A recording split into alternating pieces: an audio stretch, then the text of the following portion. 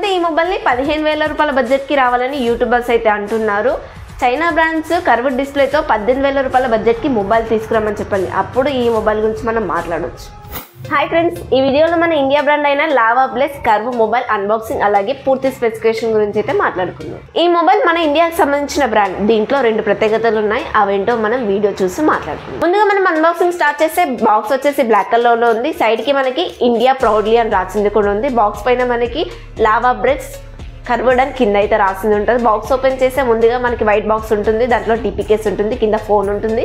దాని కింద వచ్చేసి మనకి చార్జర్ అలాగే సిమ్ ఎజెక్టర్ టూల్ ఉంది. 33W ఫాస్ట్ చార్జర్ అలాగే దీంట్లో ఒక ప్రామిస్ కార్డ్ కూడా ఉంది. మీరున్న ఏరియాలో సర్వీస్ సెంటర్స్ కనుక ఉంటే వితిన్ 24 hours లో మన ఫోన్ కి ఎటువంటి ప్రాబ్లం ఉన్నా కూడా మన కళ్ళ ముందే వచ్చి సర్వీస్ చేసి వెళ్తారు. మొదటి ప్రత్యేకత అయితే. రెండో ప్రత్యేకత వచ్చేసి కేవలం 18,000 రూపాయల్లో మన ఇండియా బ్రాండ్ కర్వ్డ్ డిస్ప్లేతో ఫస్ట్ టైం మొబైల్ అయితే వస్తుంది. చైనీస్ బ్రాండ్ కూడా 20,000 కన్నా తక్కువ బడ్జెట్లో కర్వ్డ్ డిస్ప్లేతో మొబైల్స్ అయితే తీసుకురావట్లేదు.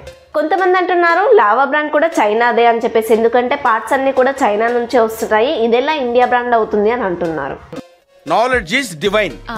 ఇది మనం మాట్లాడుకోవద్దండి, రాజకీయ నాయకులు మాట్లాడుకోవాలి. కంపెనీలు ఇండియాకి రావాలంటే గవర్నమెంట్ పాలసీలు, గవర్నమెంట్ బాగుండాలి. నిజమేనండి, మన ఇండియాలో మైక్రో చిప్స్, నానో చిప్స్ తయారు చేసే కంపెనీలు లేవు. మనకైతే ఇంకో ఆప్షన్ లేదు. ఖచ్చితంగా మనం చైనా, కొరియా ఇలాంటి దేశాలపైన ఆధారపడాల్సిందే. కానీ లావా వాళ్ళు అయితే కొత్త ప్రయత్నం చేశారు. మన ఇంటి వద్దకి వచ్చి సర్వీస్ ఇస్తున్నారు కదా. ఇంత పెద్ద చైనా బ్రాండ్ సామ్సంగ్ ఇలాంటి మొబైల్స్ అయినా కూడా మనం ఫోన్ ఏదైనా డ్యామేజ్ అయితే కంపెనీకి వెళ్ళాలి, క్యూలో నిలబడాలి. ఒకవేళ పార్ట్స్ ఉంటే అప్పుడే రిపేర్ చేస్తారు, లేదంటే ఒక స్లిప్ ఇచ్చి ఒక 2 days తర్వాత రమ్మని అయితే చెప్తారు. ఈ విషయాలని పక్కన పెట్టేసి మొబైల్ లుక్ చూసుకున్నట్లయితే డిజైన్ పరంగా బాగుంది. అందరూ ఈ మొబైల్ కి అగ్ని 2 మొబైల్ కి పెద్దగా తేడా లేదని చెప్తున్నారు. అందరికీ నేను ఒకటే చెప్తున్నాను, ఇది వచ్చేసి లావా అగ్ని 2 మొబైల్ కి రీప్లేస్మెంట్ కదా. అది ఎప్పుడో 1 year బ్యాక్ వచ్చింది. అదెవరు తీసుకోమన్నారు? ఇప్పుడు కొత్తగా అందుకోసమే ఈ మొబైల్ తీసుకొస్తున్నారు కదా, ఇది తీసుకోండి.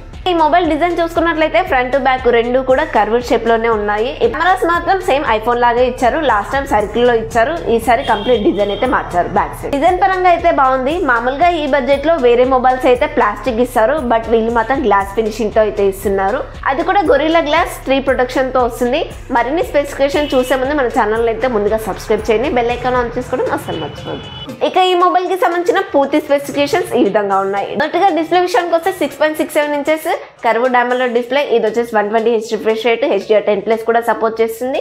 పీక్ బ్రైట్నెస్ 800 వరకు అయితే సపోర్ట్ చేస్తుంది. ఇది వచ్చేసి లావా అగ్ని 2లో వాడిన డిస్ప్లేనే, కాకపోతే ఇండోర్ లో మీకు ఈ బ్రైట్నెస్ సరిపోతుంది. అవుట్డోర్కి వెళ్తే వీడియో చూసుకోవడానికి అయితే పనిచేయదు, కాకపోతే కాల్స్ మాట్లాడుకోవడానికి అయితే ఇది సరిపోతుంది. ప్రాసెసర్ వచ్చేసి 7050 ప్రాసెసర్ వాడారు. ఇది కూడా సేమ్ లావా అగ్ని 2లో వాడిన ప్రాసెసర్. కాకపోతే లాస్ట్ టైంతో పోల్చుకుంటే LPDDR5 అలాగే UFS 3.1 మెమరీ టెక్నాలజీ అప్గ్రేడ్ చేసి అయితే తీసుకొచ్చారు. ఏ బడ్జెట్లో కూడా ఇలాంటి స్పెసిఫికేషన్స్ అయితే లేదు. దీనివల్ల మీకు ఫోన్ అయితే ఎక్కువగా లాగ్ అవ్వదు. ఒక 3-4 years వరకు కూడా మీరు ఈ మొబైల్ని వాడేసుకోవచ్చు. Android 13తో వస్తుంది. 14-15 అప్డేట్స్ కూడా ఇస్తారు. సెక్యూరిటీ అప్డేట్స్ 3 years అయితే ఇస్తారు. కెమెరా విషయానికి వస్తే triple camera setup 64MP, 8MP, 2MP. Front వచ్చేసి మనకి 32MP. లాస్ట్ టైంతో పోల్చుకుంటే లాస్ట్ టైం 50MP నుంచి 64MPకి అప్గ్రేడ్ చేశారు. ఫ్రంట్ వచ్చేసి 16MP నుంచి 32MPకి అప్గ్రేడ్ చేశారు. అది కూడా సోనీ వాళ్ళ సెన్సర్స్.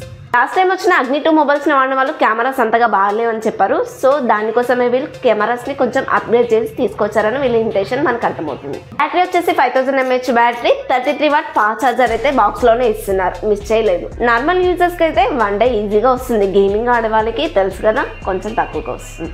ఈ మొబైల్ అయితే Dolby vision, Dolby Atmos support అయితే లేదు. IP54 వాటర్ రేటింగ్ తో వస్తుంది. అలాగే 2 స్పీకర్స్ అయితే ఉంటాయి. గేమ్స్ ఆడను 3-4 years వరకు మొబైల్ బాగుండాలి, అలాగే ప్రీమియం లుక్ ఉండాలి అనే వాళ్ళకి ఈ మొబైల్ సెట్ అవుతుంది.